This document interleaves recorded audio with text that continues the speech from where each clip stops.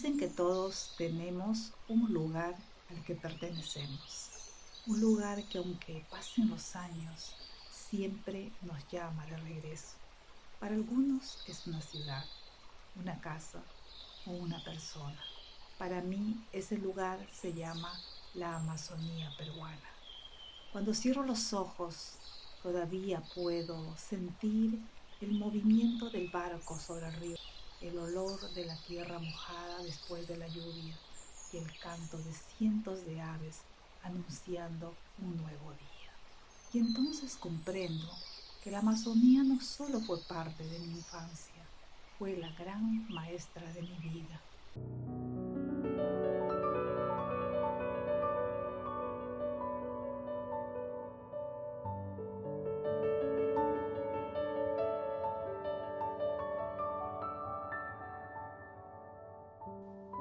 Muchos me preguntan, ¿de dónde viene mi serenidad, mi amor por la naturaleza y mi manera de entender la vida? La respuesta siempre me lleva al mismo lugar, a esos largos viajes que emprendí sola, que emprendí con mis padres y que emprendí por trabajo, al sonido de la lluvia sobre el río y a las comunidades que me abrieron sus puertas cuando yo apenas era una niña. Esta no solamente es una historia de viajes, es la historia de una transformación. Tenía apenas 6 años cuando mis padres me enviaron al internado de Santa Clotilde, en el río Napo, Loreto, Perú. Fueron 7 días navegando por el río. Muchos niños habrían llorado de alejarse de su casa, yo no. Acostumbrada a viajar con mis padres desde muy pequeña, en realidad para mí esto era un descubrimiento. Miraba fascinada la inmensidad del paisaje. Cada curva del río era un descubrimiento para mí. Miraba el agua interminable, los árboles gigantes inclinándose sobre el río, las aves de colores y las pequeñas canoas que aparecían entre la vegetación. No sabía que aquel viaje sería mi primera escuela. Alrededor vivían comunidades quichuas y sin darme cuenta empecé a aprender una forma diferente de vivir. Años después seguí recorriendo la Amazonía peruana junto a mis padres. Ellos nunca se imaginaron que esos viajes serían las lecciones más importantes de mi vida. Conocí comunidades diversas, quichuas, aguarunas, campas, notmatsigengas, amuellas, candoches, shipibos, boras, chayahuitas, jíbaros, en fin. Cada pueblo tenía su lengua, sus cantos, sus costumbres y sus propias historias, pero todos compartían algo en común, una profunda conexión con la naturaleza. Para ellos, el bosque no es un paisaje, simplemente es una casa. Y el río no es solamente agua, es alimento, camino, memoria y esperanza.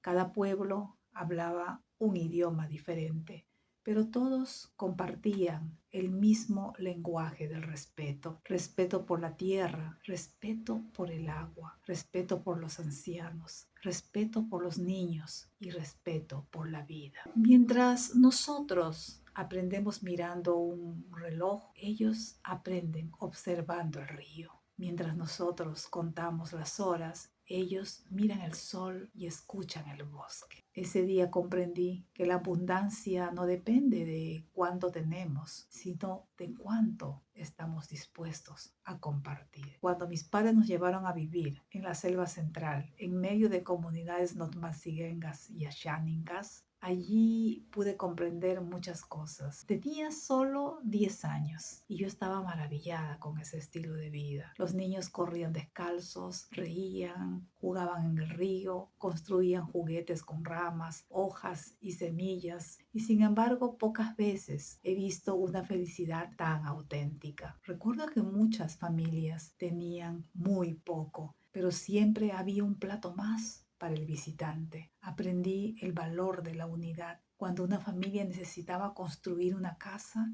toda la comunidad participaba. Aprendí el respeto por los árboles, por los animales y por el agua. Nada se desperdiciaba, nada se tomaba sin agradecer. Y comprendí que la naturaleza no es algo que nos pertenece, somos nosotros quienes pertenecemos a ella. Con los años estudié enfermería y salud pública. Viajé y conocí muchísimas comunidades por trabajo. Pensaba que llegaría para enseñar, pero siempre regresaba habiendo aprendido mucho más. Vi madres capaces de reconocer plantas medicinales con una precisión sorprendente. Vi ancianos que transmitían conocimientos sin libros, solamente a través de la memoria y la experiencia. Vi niños felices jugando con un palo, con una hoja o con una canoa hecha de madera, mientras el mundo moderno busca la felicidad en objetos cada vez más costosos. Entonces entendí que la sabiduría no siempre vive en las ciudades, muchas veces vive en los lugares más sencillos. Vivimos en un mundo acelerado, un mundo que corre, compite y rara vez se detiene. Sin embargo, cada vez que regreso mentalmente a la Amazonía, recuerdo el sonido del río, del viento moviendo las hojas y el canto de las aves al amanecer. Ese recuerdo tiene un efecto inmediato sobre mí, me devuelve la calma. Me recuerda que la vida no consiste únicamente en producir, sino también en contemplar, no solo en alcanzar metas, sino en agradecer el camino. Por eso digo que la Amazonía también me sanó. Me enseñó a respirar despacio, a escuchar más y a valorar lo verdaderamente importante. Hoy, cuando el mundo enfrenta tantos desafíos, creo que todavía tenemos mucho que aprender de los pueblos amazónicos originarios. Podemos aprender a compartir antes que acumular, a cuidar antes que destruir, a respetar antes que imponer, a vivir con sencillez sin perder la alegría. Cada río que recorrí, cada comunidad que visité y cada historia que escuché dejaron una huella en mi corazón. Por eso sigo escribiendo sobre la Amazonía, porque quiero que las nuevas generaciones comprendan que allí no solo existe una enorme riqueza cultural y cada vez que cierro los ojos, vuelvo a escuchar el río y siento que una parte de mí sigue navegando por esas aguas infinitas, recordándome que la verdadera sabiduría nace cuando el ser humano aprende a vivir en armonía con la naturaleza y con los demás.